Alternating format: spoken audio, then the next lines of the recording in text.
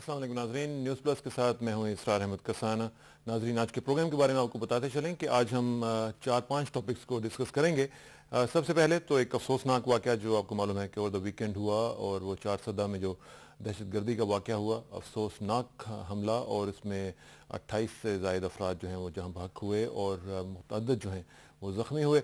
हम देखना चाहेंगे कि इसमें ये जो मामलात हैं दहशतगर्दी के हवाले से ये किस तरफ जा रहे हैं और इनका तदारुक क्यों कर मुमकिन है, और हम देखेंगे कि हुकूमत की क्या हिकमत अमली है, और हुकूमत के साथ साथ जो सिविल सोसाइटी है उसका भी एक रोल बनता है। हम उसका भी तजिया करने की कोशिश करेंगे। एक और topic Indo US nuclear deal के हवाले से हम बात करना चाहेंगे। आज आपको पता है कि पिछले दिनों में कुछ इस तरह की टेंशन्स आ रही थी कि जिसमें महसूस हो रहा था कि पाक भारत के साथ साथ जो इंडो यूएस रिलेशनशिप है वो भी कुछ गड़बड़ हो रहा है। और उसमें हमने देखा कि निकोलस बर्न्स का एक आर्टिकल आया है वॉशिंगटन पोस्ट में, जिसमें उन्होंने कहा है कि न्यूक्लियर डील के साथ साथ अब वो कह रहे हैं कि भारत जो है वो उसका स्ट्रेटेजिक पार्टनर है, और इसका भी हम तजिया करेंगे और चलेंगे भारत और भारत में बात करेंगे इस हवाले से। आपको ये भी मालूम है कि ओवर द वीकेंड एनआरबी की नेशनल रिकंस्ट्रक्शन ब्यूरो जो है उसकी एक कॉन्फ्रेंस हुई है। उसमें मुख्तलिफ बातें आई हैं। दानियल अजीज साहब के साथ हम बात करेंगे जो इस हवाले से उसके चेयरमैन हैं, और उनसे पूछेंगे कि क्या अपडेट्स हैं और मिलेनियम डेवलपमेंट गोल्स जो हैं उनको अचीव करने में कब तक और कैसे कामयाबी मुमकिन है। इसके अलावा आपको मालूम है कि गर्मी की शिद्दत में इजाफा हो रहा है, और गर्मी की जैसे शिद्दत बढ़ रही है उसी तरह गर्मी के साथ रिलेटेड वाटर बॉर्न जो डिजीज़ हैं उनमें भी इजाफा हो रहा है। इसका भी हम तजिया करेंगे कि इसको कैसे रोका जा सकता है, और महकमे मौसमियात से भी पूछेंगे कि गर्मी का क्या सूरत हाल रहेगी, गर्मी कैसे बढ़ रही है और कहाँ कहाँ तक चलेगी, और कोई इसमें कोई वक्फा भी आएगा या नहीं आएगा। इसका भी हम तजिया करने की कोशिश करेंगे। वर्ल्ड कप के हवाले से भी थोड़ी सी बात करेंगे कि वर्ल्ड कप में ऑस्ट्रेलिया को फतह हासिल हुई है, और बात करेंगे इस हवाले से कि पाकिस्तान में अब क्या चांसेस हैं, पाकिस्तान को किस तरीके से आगे बढ़ाना है अपनी टीम को, यह भी सारा मामला होगा। लेकिन ये सब कुछ होगा खबरों के बाद, और खबरों में देखते हैं कि क्या चीज़ हमारे पास इंपॉर्टेंट है। और खबरों में मेरा साथ दे रहे हैं समाज से महरूम अफराद के लिए फ़हीम इफ्तार, और देखते हैं कि खबरों में हमारे पास इंपॉर्टेंट खबरें जो हैं वो क्या क्या हैं। पहली खबर है सदर परवेज़ मुशर्रफ साहब के हवाले से कि जिन्होंने अफगान सदर हामिद करज़ई और तुर्की के वज़ीर-ए-आज़म के दरमियान बाज़ाब्ता सह फरीकी बातचीत आज अंकारा में हो रही है।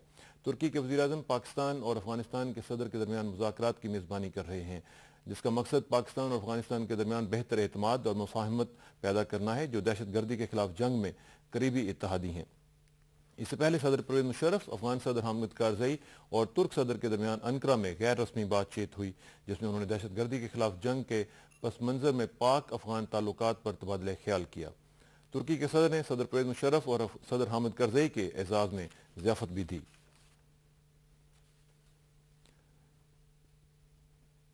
वज़ीर-ए-आज़म जनाब शौकत अजीज़ ने कहा है कि सिंध में तरक्याती सरगर्मियों और सरमायाकारी में इजाफा समेत इक़्तिसादी कामयाबियाँ हुकूमत और उसकी इत्तेहादी जमातों की बेहतरीन कारकर्दगी का मज़हर हैं। वज़ीर-ए-आज़म ने यह बात कराची में आला सतह इजलास की सदारत करते हुए कही। उन्होंने कहा कि हुकूमत ने तरक्याती मनसूबों के लिए रिकॉर्ड रकम मुख्तस की है, जिसके नतीजे में लोगों की मयार ज़िंदगी में बेहतरी आई है। उन्होंने कहा कि हुकूमत तरक्याती रकूम में इजाफा करती रहेगी। वज़ीर-ए-आज़म ने गवर्नर और वज़ीर आला के साथ लियारी एक्सप्रेसवे, नॉर्दर्न बाईपास, आरबीओडी नारा कैनाल और मोटरवे के मनसूबे समेत तरक्याती मनसूबों पर अमल दरामद पर तबादला ख्याल किया।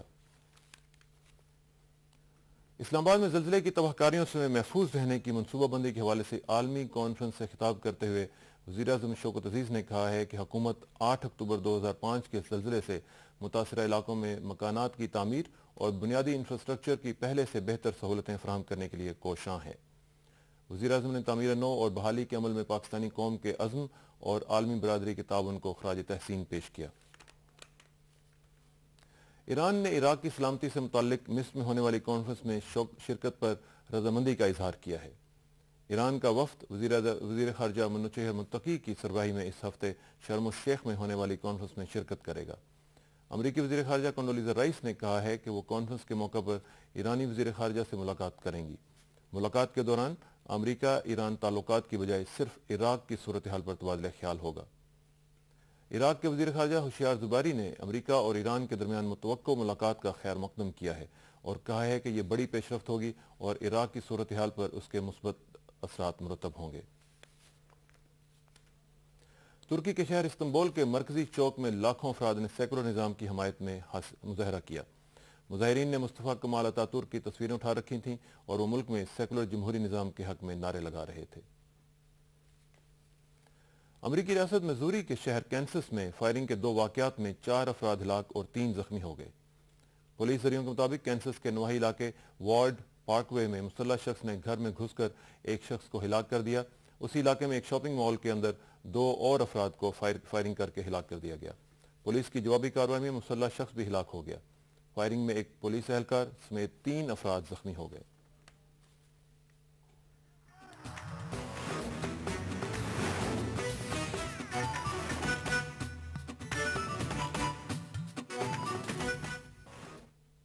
منصور زمان نے گورنر سرحد انٹرنیشنل اسکواش چیمپئن شپ جیت لی ہے۔ پشاور میں کھیلے گئے فائنل میں منصور زمان نے عامر اطلس کو 12-10، 11-9 اور 11-3 سے ہرا دیا۔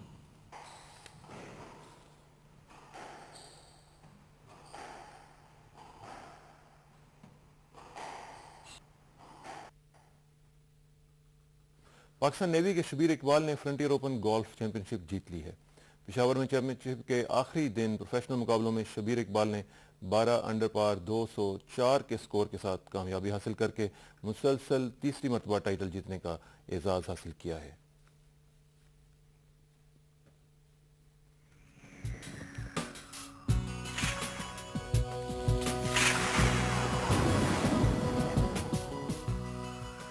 محکمہ موسمیات کے مطابق ملک کے زیادہ تر علاقوں میں موسم خشک رہے گا، لیکن شام یا رات کے وقت کشمیر، راولپنڈی، ہزارہ، مالاکنڈ اور پشاور ڈویژن میں چند ایک مقامات پر گرد آلود ہواؤں کے ساتھ ہلکی بارش کا امکان ہے۔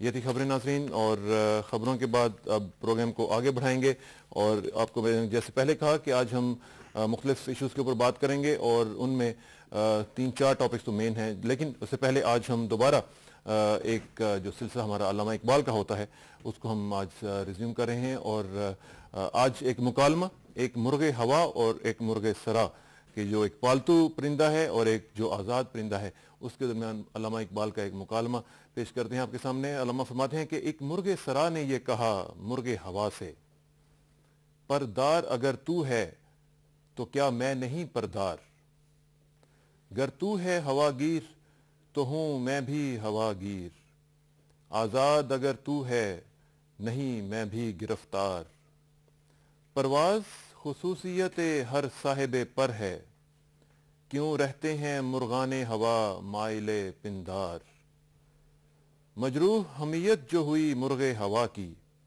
یوں کہنے لگا سن کے یہ گفتار دل آزار، کچھ شک نہیں پرواز میں آزاد ہے تو بھی، حد ہے تیری پرواز کی لیکن سرے دیوار، واقف نہیں تو ہمت مرغان ہوا سے، تو خاک نشیمن انہیں گردوں سے سروکار، تو مرغ سرائی خورش از خاک بجوئی، مادر صدد دانا بانجم زدہ منقار۔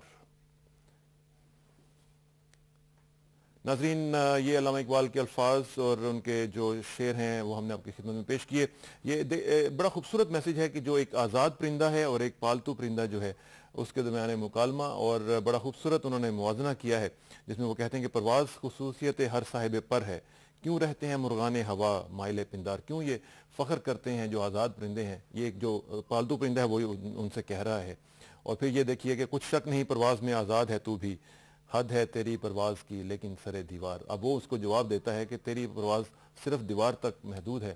اور آخر میں جو فارسی شعر ہے اس کا ترجمہ میں پیش کر دوں کہ تو گھریلو پالتو پرندہ ہے، تو مرغ سرائی خورش از خاک بجوئی، تو اپنی خوراک مٹی میں تلاش کرتا ہے، مادر صدد دانا، جبکہ ہم دانے کی تلاش میں بانجم زدہ منکار، ستاروں پر چونچ مارتے ہیں۔ تو یہاں سے آپ اندازہ لگائیے کہ جو ایک آزادی ہے اس کا کیا مقام ہے اور کس قدر اس کی امپورٹنس ہے علامہ اقبال کی نظر میں، اور ایک جو محدود کر دینا ہے اپنے آپ کو، مومن کیونکہ محدود نہیں ہوتا، تو اس لیے اس کے اوپر غور کرنے کی ضرورت ہے۔ یہ ہمارا ایک سلسلہ آج سے ہم دوبارہ اس کو کر رہے ہیں، اور ساتھ ساتھ ہم جو ٹاپکس ہیں ناظرین اس میں آپ کو بتا چکا ہوں کہ آج ہم بات کریں گے چارسدہ کے حوالے سے۔ چارسدہ میں بڑا ایک افسوسناک حملہ ہوا ہے اس ویکنڈ پہ، اور آفتاب شیرپا صاحب جو ہمارے وزیر داخلہ ہیں ان کے جلسہ عام کے اوپر اٹیک ہوا، خودکش حملہ، اور اس میں خاصی जो कीमती जानें हैं वो ज़ाया हुई और उसमें बहुत से लोग मुतअद्दिद जो हैं वो ज़ख्मी हुए। और इसको हम देखना चाहेंगे कि इसमें क्या सूरत हाल है और क्यों ये मामला जो हैं वो कंट्रोल नहीं हो पा रहे हैं और ये बढ़ते चले जा रहे हैं। पिछले दिनों में हमने देखा कि मुख्तलिफ लोग जो हैं इसमें सफ़र करते रहे हैं, मुख्तलिफ इलाकों में ये मामला जो हैं वो हम देखने में आ रहे हैं। इसमें एक चीज़ और ये भी बताता चलूँ कि जो हमारी स्ट्रेटजी है उसमें क्या कोई खुदा न खास्ता फ्लॉ तो नहीं है, इसको कैसे हल किया जा सकता है, इसका भी हम जायज़ा लेने की कोशिश करेंगे और ये भी देखने की कोशिश करेंगे कि आफ्ताब शेरपाव साहब ने इंडिया ज़ाहिर किया है और इम्कान ज़ाहिर किया है कि इस अटैक में अब्दुल्ला महसूद जो हैं वो इसमें शामिल हो सकते हैं, क्योंकि इब्तदाई जो इन्वेस्टिगेशंस हैं वो इसकी तरफ इशारा कर रही हैं। ये रिपोर्ट हुआ है और हम समझते हैं कि इसका भी जायज़ा लेने की ज़रूरत है कि इस तरह के मामला क्यों इस तरह बढ़ रहे हैं और इनका कंट्रोल करना क्यों मुश्किल हो पा रहा है। इसके अलावा हम बात करेंगे इंडो यूएस न्यूक्लियर डील के हवाले से और वो भी हम कोशिश करेंगे कि हम इसको टैकल करने की कोशिश कर सकें, क्योंकि पिछले दिनों में हमने देखा कि कुछ टेंशन्स देखने में आ रही थी भारत और अमेरिका के ताल्लुकात में, ख़ास तौर पे न्यूक्लियर डील के हवाले से, और जो मुतालबात भारत के थे वो अमेरिका मानने के लिए तैयार नहीं हो रहा था। इस हवाले से कुछ टेंशन थी और ये भी हमें ख़बरें मिली कि शायद जो न्यूक्लियर डील है वो बिल्कुल ही ख़त्म कर दी जाए और उसके मामला जो हैं वो बैक टू स्क्वायर वन चले जाएँ। लेकिन अभी जो रिसेंटली वाशिंगटन पोस्ट में इस वीकेंड पे निकोलस बर्न्स जो नायब वज़ीर ख़ारजा हैं अमेरिका के, उनका एक जो मजमून आया है उसमें उन्होंने लिखा है कि भारत अमेरिका का पहला, दूसरा या तीसरा स्ट्रेटेजिक पार्टनर बन सकता है और 1947 के बाद आज भारत के साथ अमेरिका के बेहतरीन ताल्लुकात हैं। और इसमें उन्होंने क्रेडिट दिया है सदर बुश को और साबिक सदर क्लिंटन को, और उन्होंने कहा है कि ये ताल्लुकात जो हैं मज़ीद बढ़ सकते हैं। और एक और इसमें डेवलपमेंट ये है कि शिव शंकर मेनन जो हैं उनके भारत के, वो जा रहे हैं आज निकोलस बर्न्स के साथ मुज़ाकरात करने वाशिंगटन डीसी में, और देखते हैं कि इस मुलाकात में क्या चीज़ें जो हैं वो डिस्कस होती हैं। इसके अलावा हम ये भी देखेंगे कि वर्ल्ड कप के हवाले से आपको मालूम है कि ऑस्ट्रेलिया ने बगैर कोई मैच हारे पूरे वर्ल्ड कप के दौरान उन्होंने वर्ल्ड कप जीत लिया है। और ऑस्ट्रेलिया की जो कामयाबी है इसका तजिया भी करने की कोशिश करेंगे इस पर्सपेक्टिव में कि अब पाकिस्तान जैसी टीम जो है वो कहाँ खड़ी हुई है और उसकी जो प्लानिंग हो रही है वो किस कदर इफेक्टिव है। ये सब चीज़ें हम डिस्कस करेंगे। और साथ साथ जैसे मैंने पहले कहा कि एक कॉन्फ्रेंस अभी रिसेंटली इसी वीकेंड पे हुई है इस्लामाबाद में एनआरबी के हवाले से और मिलेनियम डेवलपमेंट गोल्स के हवाले से, हम उसका भी तजिया करने की कोशिश करेंगे कि वो जो कॉन्फ्रेंस है उसमें क्या क्या चीज़ें डिस्कस हुई हैं और मिलेनियम डेवलपमेंट गोल्स जो हैं उनको अचीव करने में हम आज कहाँ पे खड़े हुए हैं। ये मुख्तलिफ चीज़ें हम डिस्कस करेंगे। आपकी कॉल्स भी लेंगे। आज हमारा एक ही नंबर होगा और आप हमें कॉल्स कीजिएगा 9222 पे और हमें बताइएगा कि आप इन मामलात में क्या सोचते हैं और क्या समझते हैं। और अगर आपके कंसर्न्स भी हैं तो भी आप हमसे शेयर कर सकते हैं और हमें बता सकते हैं कि मामलात किस तरफ चल रहे हैं आपकी नज़र में। और इसके अलावा हमारा ईमेल एड्रेस है newsplus@ptv.com.pk newsplus@ptv.com.pk। इस पर आप हमें ईमेल्स भी कर सकते हैं और ईमेल्स के ज़रिए ख़ास तौर पे वो लोग के जो थ्रू नहीं हो पाते हैं अपनी कॉल्स के ज़रिए, वो हमें ईमेल्स करके बता सकते हैं कि उनके क्या मसाइल चल रहे हैं। किसी भी हवाले से अगर आपका कोई कंसर्न है, कोई बात है आप हमसे करना चाहेंगे तो वो ज़रूर हम तक पहुँचेगी और हम कोशिश करेंगे कि उसको प्रोग्राम में इनकॉर्पोरेट कर लिया जाए। अब इसमें मुख्तलिफ चीज़ें जो हैं वो हम डिस्कस करेंगे। हम कोशिश कर रहे हैं मुख्तलिफ लोगों से रब्ता करने की, जैसे ही हमारा रब्ता होता है हम उनसे बात करते हैं। और इसमें यह भी आपको बताता चलूँ कि जो इंडो यूएस न्यूक्लियर डील है इस हवाले से हम जो भी मामला चल रहे हैं इसका पाकिस्तान के ऊपर भी एक इम्पैक्ट पड़ेगा। और ख़ास तौर पे एनर्जी के हवाले से आपको मालूम है कि आजकल हम एनर्जी क्रंच फेस कर रहे हैं और जो लोग लोड शेडिंग का मामला रोज़ाना भुगतते हैं उनको मालूम है कि ये कितना सीरियस मसला है और एनर्जी का इशू जो है हमारे लिए कितना इंपॉर्टेंट है। इस तरह की डील या इस तरह के जो मामला हैं अमेरिका को पाकिस्तान के साथ भी फैसिलिटेट करने चाहिए और देखना ये चाहिए कि पाकिस्तान के जो मामला हैं उनको किस तरीके से डील किया जा सकता है। हम चलते हैं लाहौर और बात करते हैं मुजीबुर रहमान शामी साहब के साथ, जो कि रिनाउंड कॉलमिस्ट हैं, एडिटर, चीफ एडिटर हैं और पब्लिशर हैं डेली पाकिस्तान के। और चलते हैं लाहौर और बात करते हैं मुजीबुर रहमान शामी साहब के साथ और उनसे पूछते हैं कि वो इस मामले में क्या सोचते हैं और समझते हैं।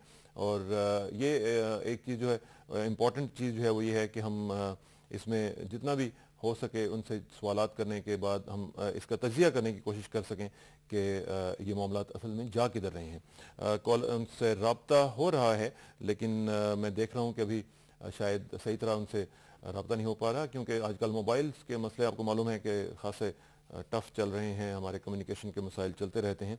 लेकिन हम कोशिश करते रहेंगे कि उनके साथ मामला जो है वो डायरेक्टली हम फ़ोन करें और देखें कि मामलात किस तरह चल रहे हैं। अभी हमारे कुछ कम्युनिकेशन के मसाइल भी हैं साथ साथ।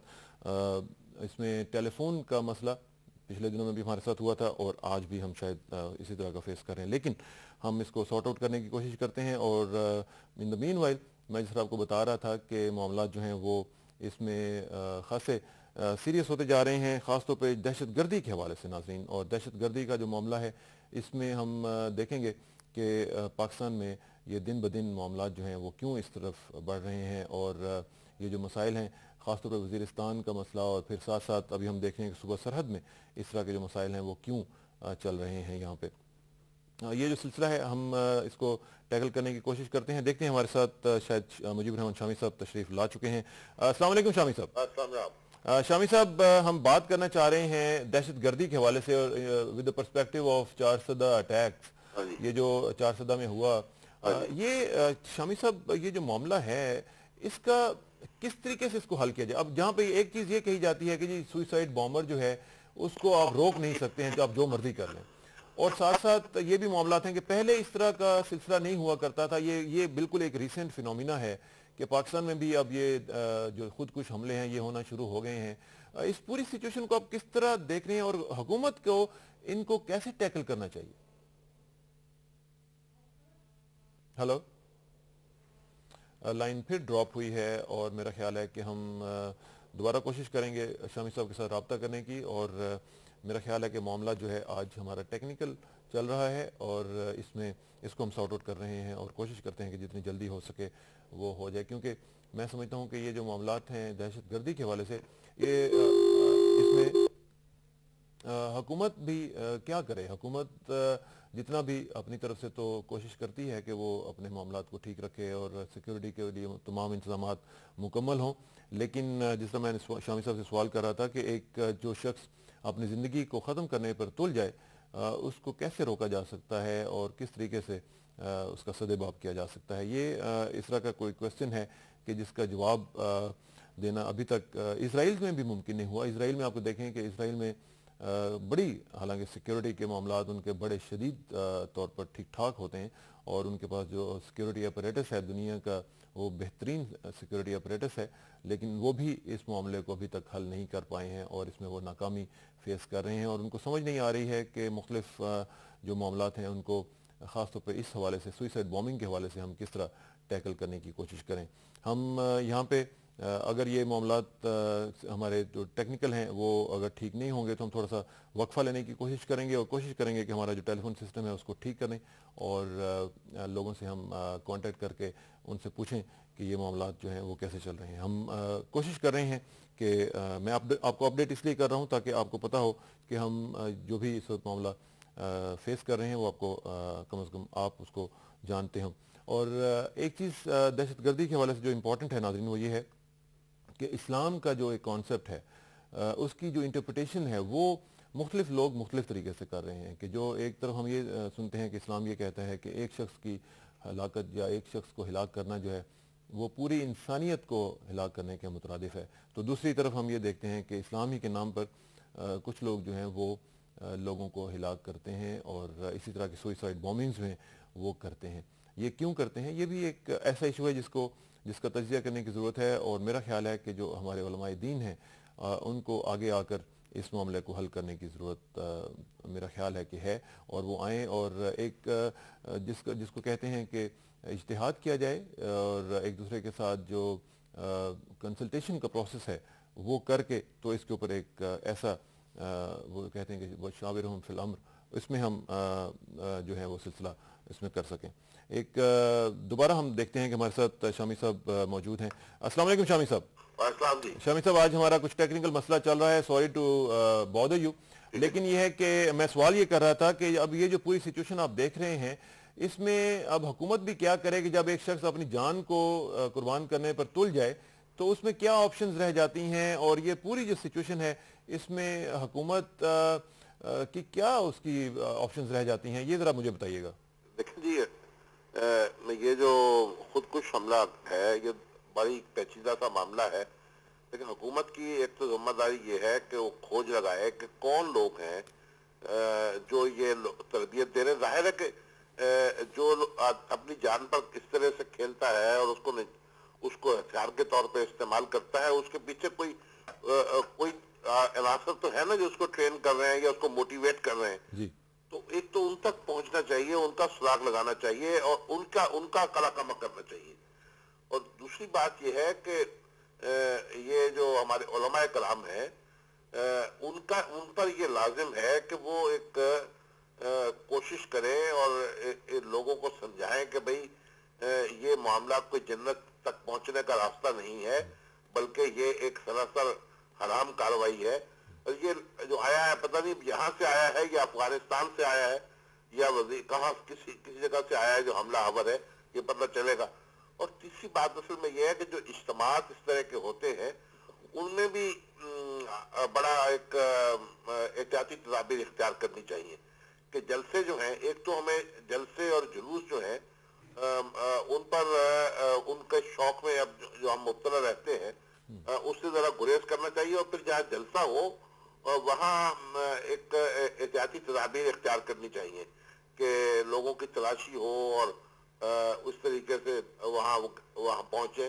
یہ ساری کام ہمیں کرنے پڑیں گے کیونکہ یہ ایک ایسی وبا ہے جس کا سامنا کرنے کے لیے بہرحال غیر معمولی اقدامات کی ضرورت ہے۔ اچھا، اس میں شامی صاحب آپ تو خیر پوری ایک نظر رکھتے ہیں پوری سچویشن کے اوپر، ہمارے ہاں پہلے یہ کام نہیں ہوا کرتا تھا، پہلے دھماکے وغیرہ تو ہو جاتے تھے لیکن یہ جو سوئسائڈ بومنگ کا سلسلہ ہے یہ کوئی پرانی بات نہیں ہے، یہ ایک نیا ہی فینومینا ہے، تو اس میں کیا چینج آئی ہے اس میں؟ دیکھیے مسلمان جو ہے اس کے لیے خودکشی حرام ہے۔ اب یہ خودکشی کبھی مسلمان جو ہے وہ اپنی جان کو اس طرح سے ہتھیار کے طور پہ استعمال نہیں کرتا، لیکن یہ کچھ عرصے سے جو بات چلی ہے اس میں فلسطین میں یہ پہلے شروع ہوئے تھے، پھر دوسری جگہ شروع ہوئے، عراق میں شروع ہوئے، تو اب یہ خودکش حملے کو وہاں کے بعض علماء نے اس کا جواز کے فتوے دیے ہیں اور یہی وبا پھیلتی چلی جا رہی ہے۔ اب یہ جو لوگ اس کے پیچھے کام کر رہے ہیں انہوں نے گویا اس کو جنت کی کامیابی، جنت کی کنجی قرار دے دیا ہے اور جو ہمارے لوگوں کو اس طرح ورگلا رہے ہیں، حالانکہ یہ ایک صریحاً حرام چیز ہے۔ رسول اللہ صلی اللہ علیہ وسلم کے زمانے میں، صحابہ کرام کے زمانے میں، ہماری تاریخ میں آپ دیکھیں کبھی بھی اس طرح کی صورتحال پیدا نہیں ہوئی اور کبھی مسلمان جو ہے وہ انہوں نے اس طرح کی حرکت نہیں کی، کیونکہ ان کے نزدیک جان جو ہے اللہ کی امانت ہے جو ہمارے پاس ہے۔ اچھا، تو شامی صاحب اس میں ایک چیز تو پھر یہ سوال اٹھتا ہے کہ جو ہمارے علماء ہیں ان کی جو انٹرپریٹیشنز ہیں وہ مختلف ہیں، ایک ہی چیز کی انٹرپریٹیشنز مختلف، اور کچھ لوگ کہتے ہیں کہ ایک شخص کو ہلاک کرنا انسانیت کو ہلاک کرنے کے مترادف ہے، اور دوسری طرف اسی چیز کی جو بات ہے وہ علماء اسلام ہی کے نام پر جو ہیں وہ کچھ لوگ ایسے بھی ہیں کہ جو اس کو جائز بھی یہ انٹرپریٹیشن کا معاملہ ہے، لیکن جو آپ نے کہا نا کچھ لوگ یہ کہتے ہیں، یہ کچھ لوگ نہیں، یہ اللہ کہتا ہے، قرآن کریم نے کہا ہے کہ جس شخص نے ایک کو ناحق قتل کیا، ایک آدمی کو، اس نے گویا پوری انسانیت کو قتل کر دیا۔ یہ قرآن کے الفاظ ہیں۔ جی ٹھیک ہے، لیکن میرا کہنے کا مقصد یہ ہے کہ جب ہم کچھ لوگوں کو یہ دیکھتے ہیں کہ وہ اس کو فالو کر رہے ہیں تو کچھ لوگ یہ کہتے ہیں کہ جناب ہم جو بھی کر رہے ہیں وہ جائز کر رہے ہیں، ان کو ویڈیوز میں ٹریننگ دی جاتی ہے، ان کو پتہ نہیں کیسے ٹریننگ دی جاتی ہے، تو یہ ایک جو انٹرپریٹیشن کا مسئلہ ہے، تو اس میں ایک علماء کا کوئی رول آپ نہیں دیکھتے ہیں کہ ہونا چاہیے؟ علماء کا بہت رول ہے، علماء کو اس میں بڑی شدت سے یہ کام کرنا چاہیے، اور اب علماء جو ہیں یعنی ان کو ہر مکتبہ فکر کے علماء کو دیکھیے، یہ جو پہلے آپ دیکھتے تھے فرقہ وارانہ معاملات ہوتے تھے، مساجد پہ حملے، امام بارگاہوں پر حملے، وہ کون ہوتا تھا اس کے پیچھے اور کون ہو سکتا ہے ان کے پیچھے؟ ظاہر ہے کہ یہ کوئی چھپے ہوئے ہیں، علماء کی صفوں کے اندر ہی لوگ چھپے ہوئے ہیں جو یہ کام کر رہے ہیں، ان کا کھوج وہاں لگانا چاہیے، اور جب تک وہ نہیں پکڑے جائیں گے نا اور ان کو قلقمہ ان کا نہیں ہوگا، اس وقت تک یہ بچے جو ہیں ورگلائے جاتے رہیں گے۔ تو آپ بیسیکلی یہ کہہ رہے ہیں کہ جو بنیادی طور پہ جو کلپریٹس ہیں وہ ایسے لوگ ہیں کہ جو اس طرح کی انٹرپریٹیشنز کر رہے ہیں؟ بالکل، اور ان کو قتل موت کی سزا ملنی چاہیے۔ میں سمجھتا ہوں اس طرح کی ٹھیک شامی صاحب آپ سے انشاءاللہ رابطہ رہے گا. Thank you very much for your insight جی, بہت مہربانی. مجیب الرحمان شامی صاحب ہمارے ساتھ موجود تھے اور چیف ایڈیٹر پبلشر ہیں ڈیلی پاکستان لاہور سے, اور بات کر رہے تھے کہ یہ جو لوگ اس کی انٹرپریٹیشن کر رہے ہیں وہ انتہائی غلط کر رہے ہیں, اور اسلام نے جو کہا ہے کہ ایک شخص کو مارنا جو ہے وہ پوری انسانیت کو مارنے کے مترادف ہے, وہ جو کچھ لوگ ہیں وہ اس کو مختلف انداز سے جو انٹرپریٹ کرتے ہیں ان کو سزا دینی چاہیے, بلکہ ان کے الفاظ میں تو یہ تھا کہ سزائے موت دینی چاہیے ایسے لوگوں کو کہ جو اسلام کے اس طرح تشریح کرتے ہیں اور اس کا انٹرپریٹ اس طرح کرتے ہیں کہ جس سے نہ جانے کتنے لوگ جو ہیں وہ اپنی جانیں کھو چکے ہیں آج تک. اور میں سمجھتا ہوں کہ ہمیں سب کو یہ جو سول سوسائٹی کی میں نے شروع میں بات کی تھی اس کا بھی ایک رول ہے, اور اس میں ہم لوگ جو عام طور پہ جو ادھر ادھر ہم باتیں کرتے ہیں اور گفتگو کرتے ہیں, ہمارا بھی ایک رول ہے کہ ہم اس طرح کی چیزیں جو ہیں ان کو کنڈیم کریں, اور خاص طور پہ جو اس طرح کے معاملات میں لوگ ہیں ان کو نام لے کر کہا جائے کہ یہ لوگ غلط کام کر رہے ہیں, اور اگر پتہ چل جائے تو حکومت کو بھی چاہیے کہ ان لوگوں کا کلاں کما کرنے کی کوشش کرے. یہ مجیب الرحمان شامی صاحب تھے, ان سے بات ہو رہی تھی, اور اس کے ساتھ ساتھ اب ہم کوشش کر رہے ہیں کہ وزیر داخلہ جناب آفتاب خان شیرپاؤ صاحب کے ساتھ گفتگو ہو سکے ہماری, اور ہم ان سے پوچھ سکیں کہ یہ جو اٹیک ہوا تھا ان پر وہ کس سلسلے میں ہوا. بقول ان کے وہ اس کا ٹارگٹ تھے, اور اس سے پہلے ان کے بھائی بھی اسی طرح ایک بم دھماکے میں شہید ہو چکے ہوئے ہیں, اور بڑے عرصے کی بات ہے کہ وہ حیات محمد خان شیرپاؤ صاحب بھی اسی طرح ایک بم دھماکے میں شہید ہوئے تھے. ہم کوشش کر رہے ہیں کہ آفتاب شیرپاؤ صاحب سے بات ہو اور ان سے پوچھیں کہ حکومت اس سلسلے میں اب کیا کرے گی, کیا اسٹریٹجی ہوگی, اور کس طریقے سے وہ سارا معاملہ جو ہے وہ حل کرنے کی کوشش کرے گی. اور اس میں ہم دیکھتے ہیں آفتاب شیرپاؤ صاحب سے ہم بات کرنے کی کوشش کرتے ہیں. السلام علیکم شیرپاؤ صاحب. وعلیکم السلام.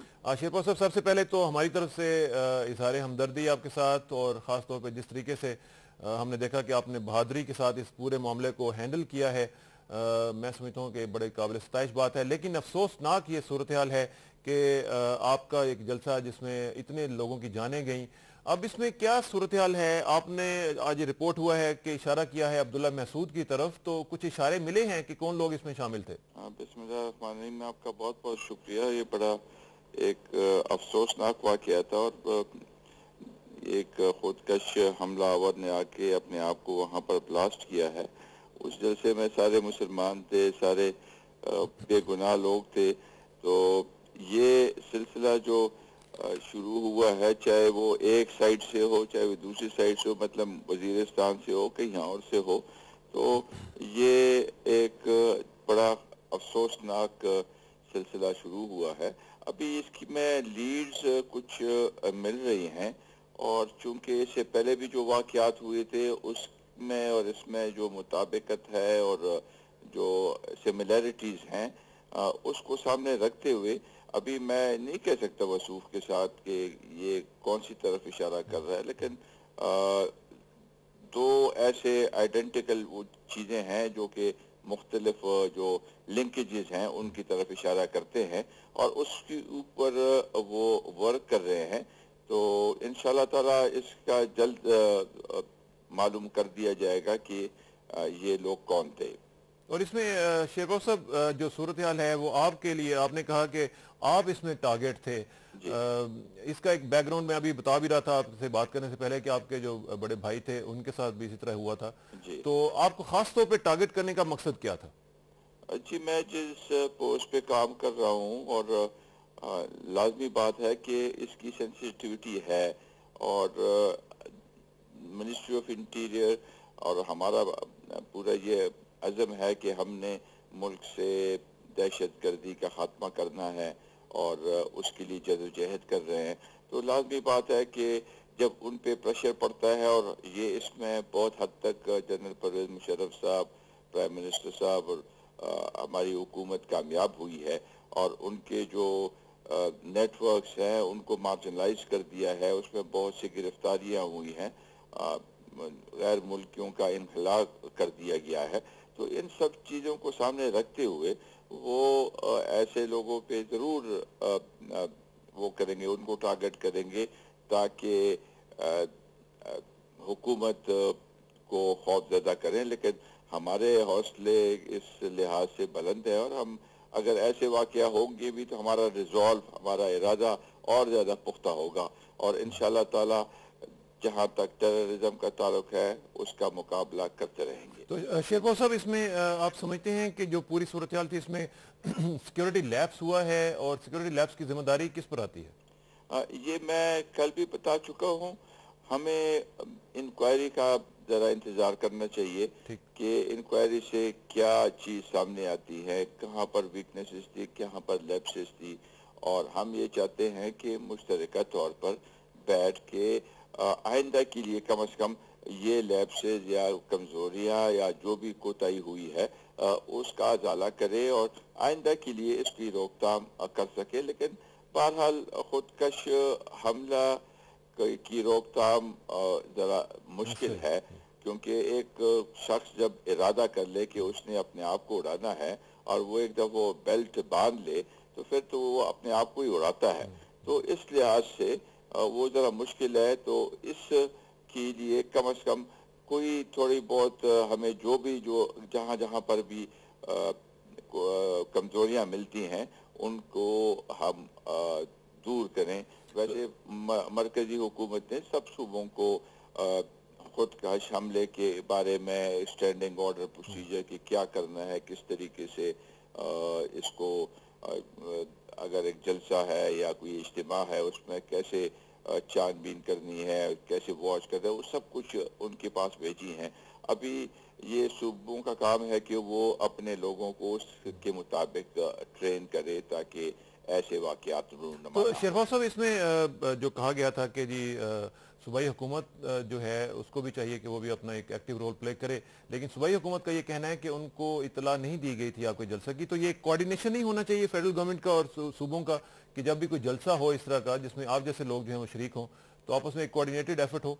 मेरा ख्याल से ये अभी मैंने जैसे कहा ना कि हम किसी पे इल्जाम नहीं लगाना चाहते। मेरे प्रोग्राम उनके पास गए जो चारसदा की एडमिनिस्ट्रेशन है, ये तो 4 दिनों से वो तैयारी कर रहे थे जलसे की।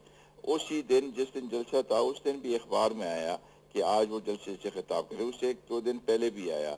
हमारे लोगों ने वहाँ के लोकल एडमिनिस्ट्रेशन के साथ राब्ता किया। तो ये राब्ता होता है। उसको सूबाई हुकूमत तो कुछ नहीं कर सकती। वो तो कहेंगे जिली हुकूमतों को भी ये जलसा है और उसका वो करे। उनको पहले से इल्म था। अगर जिली हुकूमत ये समझती थी कि वो नहीं कर सकते हैं, इसमें कोई उनको कोई खतरात नजर आते तो वो सूबाई हुकूमत को बताते। आखिर में एक चीज़ मुझे बताइएगा शेरपाल साहब कि इस तरह की जो सूरत हाल है, जिससे आपने खुद कहा कि आप टारगेट हैं और लोग आपको टारगेट करना चाहते हैं, तो इसमें क्या ही अच्छा हो कि आप ज़रा जलसे वगैरह थोड़े से ज़रा कम कर दें। खुदा न खास्ता इसमें कोई भी सिचुएशन अगर ख़राब हो जाए तो मसला हो सकता है। तो अगरचे मुझे मालूम है कि पॉलिटिकल आपकी जो नीड्स हैं, नेसेसिटीज़ हैं, वो भी ज़रूरी हैं, लेकिन फिर भी थोड़ा सा अगर इनको आप कम कर दें तो बेहतर नहीं होगा? मेरा ख्याल है कि जो एक और मकसद, अगर थोड़ा सा इसको पॉलिटिकल एंगल से देखें, जो धमाके अभी इन्होंने पॉलिटिकल उसमें भी शुरू कर दी हैं, जलसों में भी खुद के हमले का, तो उससे तो ये अगर हम अपने एक्टिविटीज को कम करेंगे तो वो लोग इससे फायदा ये उठाना चाहते हैं कि वो चाहते हैं कि हुकूमत और या हुकूमत की जो हिमायती है वो दब जाए, वो अपने पॉलिटिकल एक्टिविटी ना कर सके और या एनआरकी फैलाई जाए, ताकि फायदा उन लोगों को हो जो मुल्क में दहशतगर्दी या मुल्क में अमन व अमा की सूरत हाल खराब करना चाहते हैं, जो कि मुल्क में अफरा तफरी पैदा करना चाहते हैं, तो उनको तकवीत उस लिहाज से मिलेगी।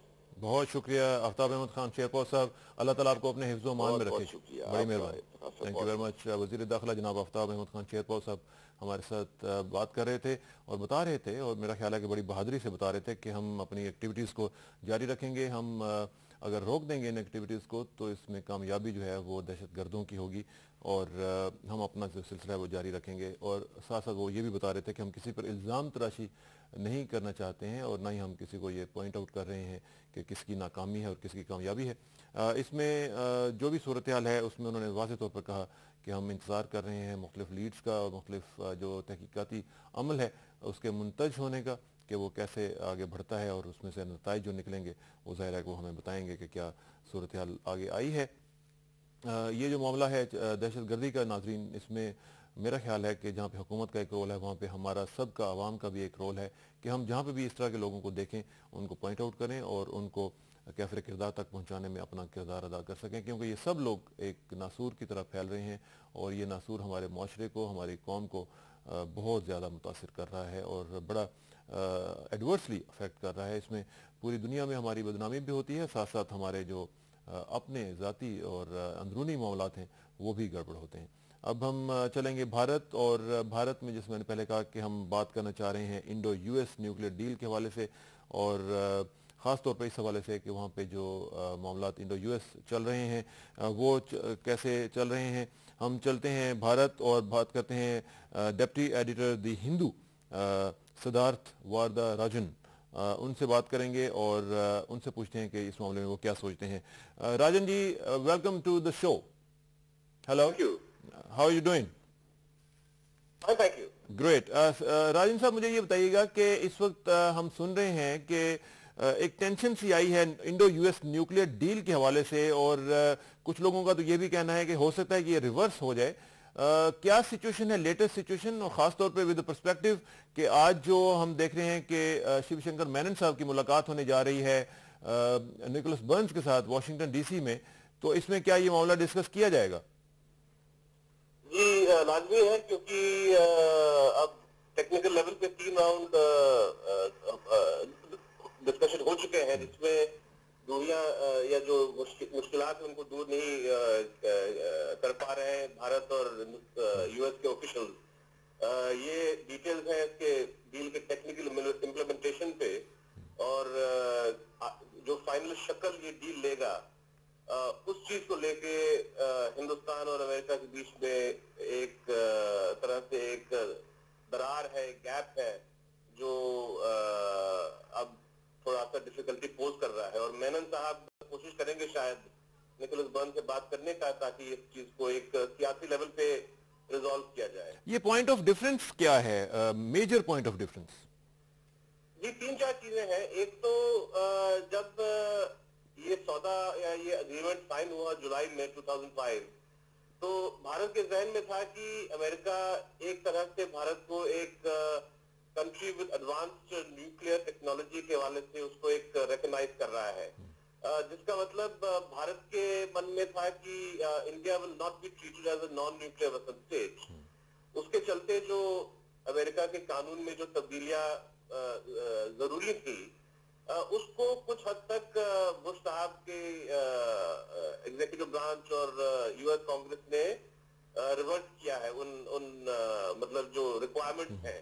लेकिन एक दो रिक्वायरमेंट्स और है जिनको रिवर्स नहीं किया गया, जिसकी वजह से भारत को तो लग रहा है कि ये एक अटेम्प्ट किया जा रहा है कि कॉम्प्रिहेंसिव टेस्ट बैन ट्रीटी को through the back door Bharat पे थोपा जा रहा है। तो एक ये इशू है कि अगर भारत किसी भी वजह से आइंदा एक न्यूक्लियर टेस्ट करने पे मजबूर हो जाए, तो तमाम जो चीजें हैं जो भारत ने अमेरिका से इंपोर्ट किए हैं, इन चीजों को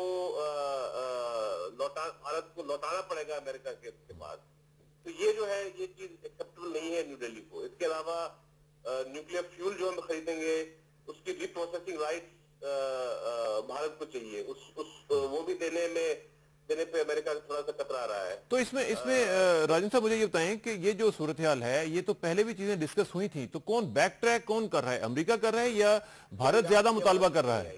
जी जरा दोबारा पूछें। मैंने ये कहा कि ये जो चीजें थी ये तो पहले भी डिस्कस हुई थी भारत और अमेरिका के दरमियान, तो फिर ये क्या अमेरिका बैक ट्रैक कर रहा है या भारत मुतालबा ज्यादा कर रहा है? देखिए, मुझे लगता है कि क्योंकि ये सारी चीजें डिफिकल्ट क्वेश्चन थी, मतलब ये सवालात जो है सब मुश्किल सवालात है, तो एक किसी भी बातचीत में टेंडेंसी है कि भाई इन सवालों को आखिरी लास्ट मिनट तक टाल दिया जाए, ताकि जो छोटी मोटी चीजें हैं इसको हम इससे निपट के हम आगे बढ़े। तो मुझे लगता है कि ये एक बहुत बड़ा फैक्टर है कि भारत और अमेरिका ने सोचा कि चलो उसको एंड में डील करेंगे, और हो सकता है कि तब तक एक गुडविल बन जाएगा ताकि इससे हम निपट पाएंगे। लेकिन बैक ट्रैकिंग तो है, मतलब भारत के अंदर एक इंडिया के अंदर एक फीलिंग तो जरूर है कि जिन कमिटमेंट्स को उस जॉइंट स्टेटमेंट में डाला गया, मतलब उससे डेफिनेटली बुश साहब और बुश साहब की हुकूमत थोड़ा सा हटना चाह रही है, तो बैक ट्रैकिंग तो है और इसकी वजह से थोड़ी सी अब मुश्किलात पैदा हो रही है, ये ऐसा मुझे दिख रहा है। तो बेसिकली आप ये कह रहे हैं कि फीलिंग ऑफ बिट्रेयल जो है वो महसूस की जा रही है भारतीय सर्कल्स में इस वक्त। बिट्रेयल शायद एक बहुत ही स्ट्रॉन्ग लफ्ज होगा, लेकिन डेफिनेटली देखें किसी भी नेगोशिएशन में आखिर लास्ट मिनट तक कोशिश की जाती है ज्यादा से ज्यादा अपने साइड के लिए निचोड़ना। तो दोनों साइड कोशिश कर रहे हैं कि जो उनके जहन में चीजें थी जुलाई 2005 में उन सबको वो सब हासिल करे। तो क्लियरली अब ये साफ जाहिर है कि अमेरिका के मन में कुछ नॉन प्रोलिफरेशन के हवाले से कुछ मंसूबे थी। हालांकि बताया जा रहा था कि ये agreement mostly entirely civilian energy के हवाले से है, लेकिन क्लियरली जो है वो वॉशिंगटन के मन में नॉन प्रोलिफरेशन के भी कुछ गोल थे जो वो अमेरिका हासिल करना चाह रहा है। और इसलिए मुझे लगता है कि एक टग ऑफ वॉर हो रहा है। किस तरह से आखिरकार ये शायद सियासी लेवल पे ही तय हो पाएगा जब मनमोहन साहब और प्रेसिडेंट बुश की मुलाकात होगी जर्मनी में G8 समिट के टाइम पे। मुझे लगता है कि उससे पहले जो आउटस्टैंडिंग इश्यूज हैं शायद इनको रिजॉल्व नहीं कर पाएंगे। अच्छा, इसमें आम जो पब्लिक है राजन साहब वो क्या फील करती है, क्योंकि अमेरिका और भारत की दोस्ती कोई ज्यादा नहीं आ रही है। मैं ये कह रहा हूं कि आम जो लोग हैं पब्लिक जो हेलो जी राजन साहब, आर यू देयर? हेलो जी, मैं सुन नहीं पा रहा हूँ जी, आवाज आ रही है आपको? राजन साहब, आर यू देयर? आवाज कट रही है। हेलो हेलो हेलो हेलो,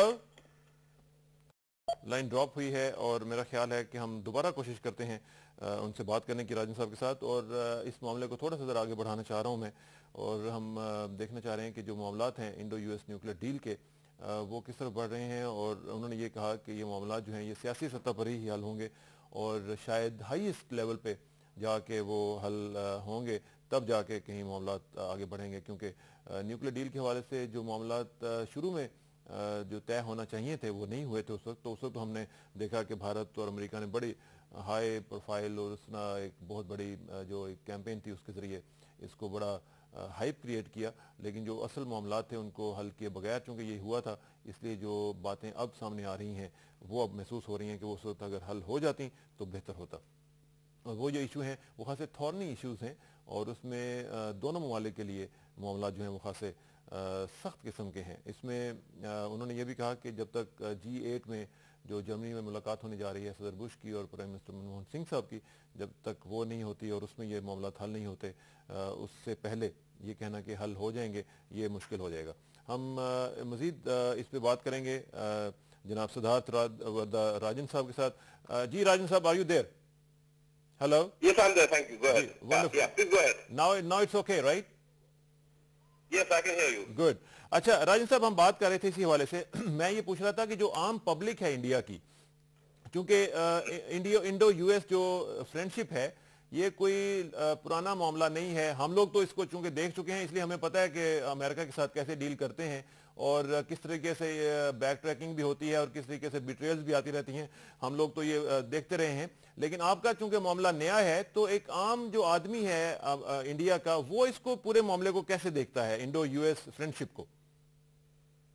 देखिए, भारत के अंदर जो पब्लिक ओपिनियन है वो चाहता है कि जो पिछले 20-25 साल से न्यूक्लियर एनर्जी के हवाले से जो भारत पे जो हम मानते हैं कि ये नाजायज एक तरह से सैंक्शन था, इसको हटाना बड़ा जरूरी है। और अगर अमेरिका भारत को मदद करना चाहता है तो ये बड़ी अच्छी बात है। लेकिन इसके साथ साथ भारत में और भारत की आवाम, हिंदुस्तान की आवाम में एक बड़ी क्लियर थिंकिंग ये भी है कि सौदा जो है ये एक ऑनरेबल टर्म्स में सौदा होना चाहिए। ऐसा नहीं कि अमेरिका जो है ये इन रिस्ट्रिक्शन को हटाए और उसके बाद जो है जमाने भर के डिमांड भारत पे थोपे, कहे कि भाई आप ईरान से आप अपने ताल्लुकात छोड़ दें, चीन के साथ आप अपने ताल्लुकात को खराब करें।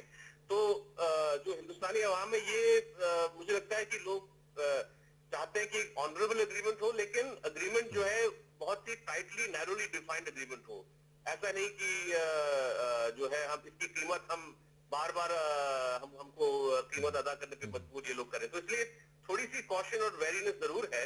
और जैसे आपने कहा पाकिस्तान का मिसाल तो हमारे सामने है कि पाकिस्तान, भले ही भारत और हिंदुस्तान के बीच में जो डिफरेंसेस है, लेकिन अगर ऑब्जेक्टिवली देखा जाए तो पाकिस्तान अमेरिका के साथ एक दोस्ताना उनका रिश्ता है। लेकिन जैसे आपने कहा कि दोस्ती के साथ साथ जो है कई कड़वी चीजों का भी झेलना पड़ता, तो इसलिए जो है यहाँ पे काफी लोग एंक्शियस है कि भाई डील को एक डील की शक्ल जो है एक बहुत ही प्रिसाइज तरीके से डिफाइन किया जाए, ताकि आने वाले दिनों में कोई ऐसा अनसर्टेनिटी ना हो जिससे जो है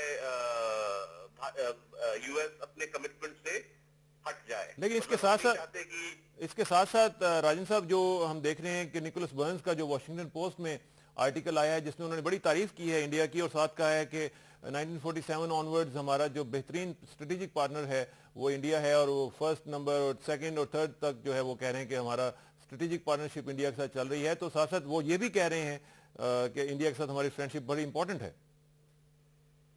देखिए वो तो है ही उनके लिए, इसमें कोई शक नहीं है कि आइंदा मतलब आने वाले दिनों में एशियन रीजन में अमेरिका चाहता है कि भारत यूएस का एक स्ट्रॉन्ग स्ट्रेटेजिक अलाई बने। इसके साथ साथ अगर आपने वो आर्टिकल पढ़ा हो बर्न्स साहब का, तो एक और चीज पे वो बहुत तवज्जो दे रहे हैं, डिफेंस रिलेशनशिप पे।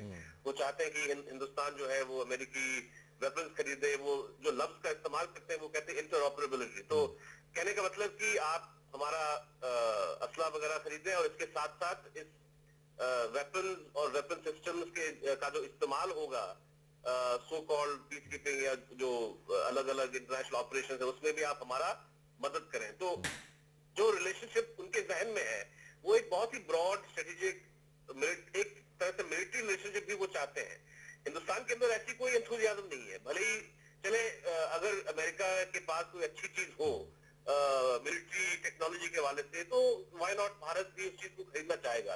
लेकिन अगर इसका मतलब ये होगा कि भाई ईरान पे जब हमला होगा, इराक पे जब हमला होगा या कहीं और अमेरिका जो है मिलिट्री एक्शन ले और फिर दबाव डाला जाएगा हिंदुस्तान पे कि जनाब आप भी इसमें शामिल हो या आप हमको मदद करें, तो ये चीज जो है किसी भी कीमत में इंडियन पीपल को एक्सेप्टेबल नहीं होगा।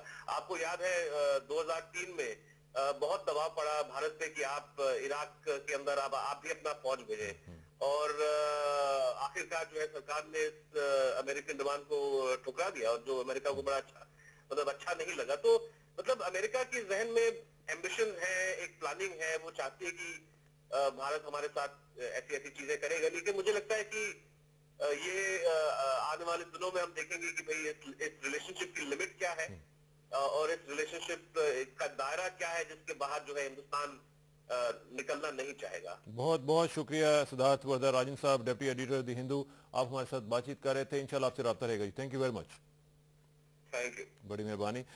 Deputy editor the Hindu Siddharth Varadarajan sahab हमारे साथ बात कर रहे थे इंडो यूएस न्यूक्लियर डील के हवाले से, और बता रहे थे कि भारत में अवामी सतह पर कोई इतना ख़ास इंथ्यूजियाज़म नहीं है कि हम अमेरिका के साथ दिफाई ताल्लुकात को बेहतर बनाएं या उसकी जो ओवरऑल इंटरनेशनल पॉलिसीज़ हैं उसमें भी हर बात के ऊपर यस करें।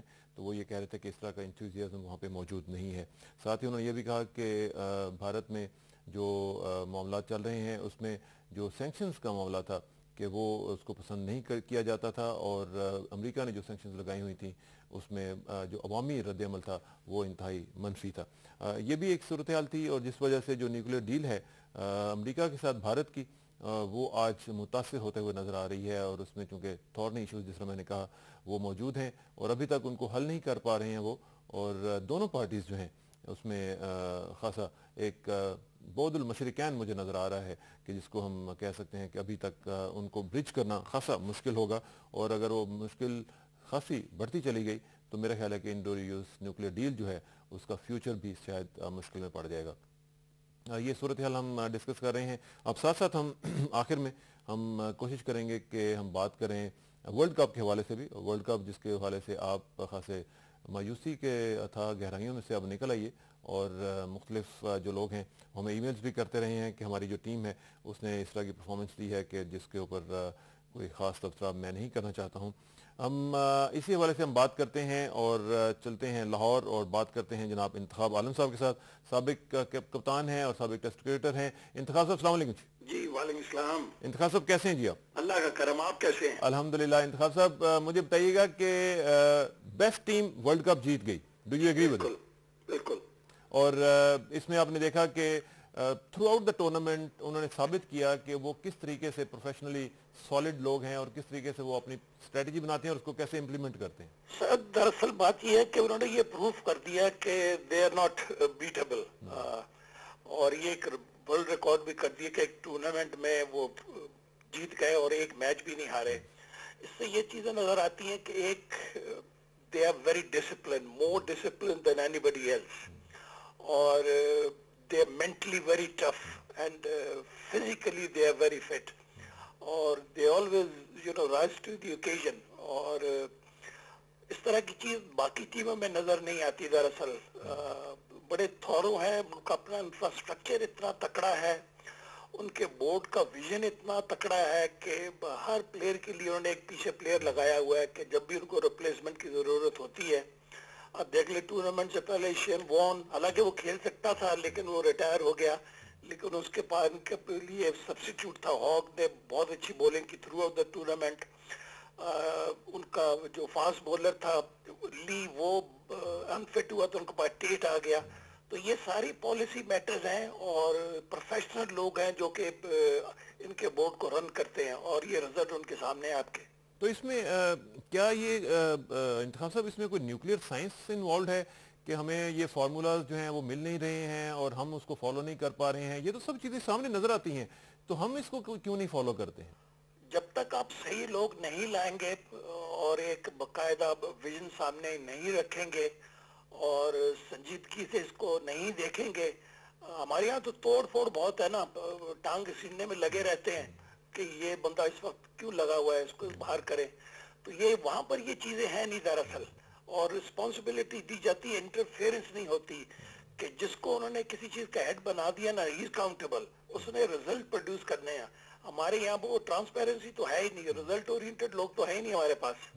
और इसमें जो हमारा जो रिजल्ट आया है उसमें शोएब मलिक साहब को कप्तान बनाया गया है, और उसके बाद अब कुछ लोगों का ये भी ख्याल है कि प्लेयर पावर इस्तेमाल होगी और उसमें गड़बड़ होगी। आप क्या समझते हैं, पूरी सिचुएशन को कैसे देख रहे हैं आप? देखिए, I have nothing against Shoaib Malik, youngster है, लेकिन मैं समझता हूँ कि एक बड़ा यंग सा लड़का है, अभी इसको ग्रूम होने के लिए टाइम चाहिए, और अब इन्होंने खैर अब बना तो दिए, अब ये रिजल्ट सामने आएगा। ये जो सीरीज होगी 3 मैचेस की अबू धाबी में श्रीलंका के खिलाफ, और जब तक कि हम सामने विजन को नहीं लाएंगे, आने वाले 10 साल के लिए का प्रोग्राम हम नहीं बनाएंगे और सही लोगों को आगे नहीं लाएंगे, तो ये प्रॉब्लम आपको रहेगा, ये सॉल्व हो नहीं सकता दरअसल। तो अब वाइस कप्तान के लिए आप किसको समझते हैं कि बेहतर रहेगा? अब वाइस कप्तान के लिए तो वो फिर जिस तरह यंगस्टर को बनाया, आपको वो ग्रूम ही करना पड़ेगा ना दूसरा वाइस कप्तान, और सीनियर को तो बना नहीं सकते। अब इन्हीं में से लड़के को देखना पड़ेगा। मैं तो समझता हूँ कि वो लड़का टीम में है नहीं दरअसल, सलमान बट, उसको मैंने देखा है।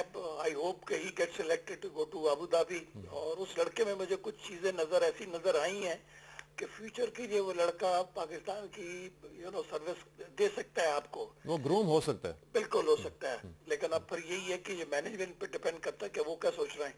तो अभी जो हमारे जो प्लेयर्स आउट हो गए हुए थे, इंतखाब साहब, आसिफ वगैरह और शोएब, और इनके वापस आने के बाद आप समझते हैं कि कुछ बेहतरी आएगी टीम में? देखिए, आसिफ जो लड़का, मोहम्मद आसिफ जो है, मैं समझता हूँ कि we are very fortunate to have him in the team. इस वक्त मैं समझता हूँ कि he is one of the best bowler in the world today, लेकिन आप जिसमें आईसीसी की रिकग्नाइज टूर्नामेंट नहीं, तो उसमें तो ये फिलहाल खेल सकता है। जो आईसीसी का रिकग्नाइज टूर्नामेंट होगा उसमें थोड़ा सा प्रॉब्लम होगा, क्योंकि उसमें फिर वो डोपिंग वाला चक्कर सामने आ जाता है। और अभी तो ये जो वाडा का जो उन्होंने चैलेंज करना है शोएब अख्तर और मोहम्मद आसिफ का, वो भी पेंडिंग है, तो वो भी अभी सामने आना है। तो ये चीजें जैसे कि मैंने कई बार पहले भी मैं कह चुका हूँ कि सोच समझ के बात होती है, ये नहीं कि आप ऐसे डिसीजन ले लेते हो फिर पछताते हैं आप बाद में। बिल्कुल ठीक कह रहे हैं इंतखाब साहब, आपका बहुत शुक्रिया, थैंक यू वेरी मच, और इंशाल्लाह आपसे रब्ता रहेगा जी। Okay, thank you very much. Intikhab Alam sahab, former test cricketer and the captain, हमारे से बात कर रहे थे और बता रहे थे कि पूरी जो सिचुएशन है पाकिस्तान क्रिकेट टीम के हवाले से वो कैसी जा रही है। और उनके बकौल उनका ये कहना है कि शुएब मलिक साहब के मुतालिक उनकी कोई गलत फीलिंग्स नहीं है, लेकिन वो कह रहे हैं कि उनको मज़ीद ग्रूम किया जाना चाहिए। और वाइस कप्तान के हवाले से वो सलमान बट का कह रहे थे, और सलमान बट जो हैं वो कह रहे हैं कि वो ग्रूम किए जा सकते हैं, लेकिन वो टीम में ही नहीं है तो उनको कैसे ग्रूम किया जा सकता है। लेकिन उनकी उम्मीद है कि उनको पहले टीम में लाया जाए और फिर उनको ग्रूम किया जाए। इसमें एक प्लानिंग की ज़रूरत होती है, और प्लानिंग के साथ खासतौर पर स्ट्रेटेजिक प्लानिंग जो है वो बड़ी ज़रूरी होती है। और हम अब आपको मालूम है नाज़रीन, गर्मी पाकिस्तान में बढ़ती जा रही है, और देखना चाहते हैं कि गर्मी हम किस तरह बर्दाश्त करेंगे और गर्मी किधर जा रही है, कितनी ज़्यादा जा रही है। आरिफ महमूद साहब हैं चीफ मीटियोरोलॉजिस्ट, उनसे बात करते हैं। आरिफ साहब अस्सलाम वालेकुम जी। अस्सलाम वालेकुम आरिफ साहब। आरिफ साहब, गर्मी की शिद्दत में बदस्तूर इजाफा हो रहा है, इसमें कोई लेटअप नजर आ रहा है आपको, कोई वक्फा नजर आ रहा है अभी आइंदा चंद दिनों में? देखिए, बिल्कुल कोई किसी किस्म का कोई वक्फा नहीं होगा। ये जो सिलसिला जो है गर्मी का जो है, जैसे जैसे वक्त गुजरेगा वैसे वैसे इसमें शिद्दत आ जाएगी। अभी तक जो है वो पूरे मुल्क में जो है दर्जा हरारत जो है वो 43 और 44 डिग्री सेल्सियस है, और हम ये तवक्को कर रहे हैं कि अगले चंद रोज के अंदर जो है ये टेम्परेचर जो है वो मजीद बढ़ेंगे। और खास तौर पे हमारा सदर्न पंजाब और अपर सिंध के अंदर जो है, जिसमें ये नवाबशाह, लाड़काना और इसी तरह हमारे मुल्तान, टीजी खान वगैरह जो है, इन इलाकों में जो है वो टेम्परेचर जो है 48 या उससे भी ज्यादा हो सकता है। अच्छा, और बारिशों वगैरह का कोई चांस नहीं है? जी, फिलहाल जो है वो अगले चंद रोज के अंदर जो है बारिश के किसी किस्म का इम्कान नहीं है। अलबत्ता जो है वो मुल्क के मुख्तलिफ हिस्सों में जो है वो डस्ट स्टॉर्म जो है वो हो सकते हैं, बारिश के किसी किस्म का कोई इम्कान नहीं। आरिफ साहब थैंक यू वेरी मच। उम्मीद थी मुझे कि शायद आप कोई अच्छी खबर देंगे, लेकिन कोई इतनी अच्छी खबर आपने नहीं दी, लेकिन चलें चलें, thank you very much Arif साहब, थैंक यू वेरी मच। और उम्मीद है कि अल्लाह ताला इन हालात में बेहतरी लाए, क्योंकि मुझे मालूम हुआ है कि इन गर्मी के साथ साथ, गर्मी के हालात के साथ साथ गर्मी रिलेटेड जो खासतौर पर वाटर बोर्न डिजीज़ हैं वो खासी बढ़ती चली जा रही हैं, और इसमें हम देख रहे हैं कि मसाइल जो हैं वो खासे बढ़ रहे हैं, और जो मरीज़ हैं उनकी तादाद बढ़ती चली जा रही है। गैस्ट्रोएंटेराइटिस और दूसरी जो बीमारियां हैं उसमें इजाफा होता जा रहा है। ये था आज का प्रोग्राम नाज़रीन, और उम्मीद है कि आपको पसंद आया होगा। इसमें हमारे टेक्निकल आज कुछ मसाइल रहे, उसकी माजरत, लेकिन इंशाल्लाह हम उनको सॉर्ट आउट करने की जल्द कोशिश करेंगे, और आइंदा से कोशिश करेंगे कि ऐसा ना हो। और आखिर में दुआ कि मेरी इज़्ज़त के लिए काफ़ी है कि मैं तेरा बंदा हूँ, और मेरे फ़ख्र के लिए काफ़ी है कि तू मेरा परवरदिगार है। तू बिल्कुल उसी तरह है जिस तरह मैं चाहता हूँ, मुझे भी उसी तरह बना दे जिस तरह तू चाहता है। सपुर्दम बतोमाए खेशरा तू दानी हिसाब कमो बेशरा। मुझे इस तरह को कल तक के लिए इजाज़त दीजिए, कल मुलाकात होगी इंशाल्लाह। अल्लाह हाफ़िज़।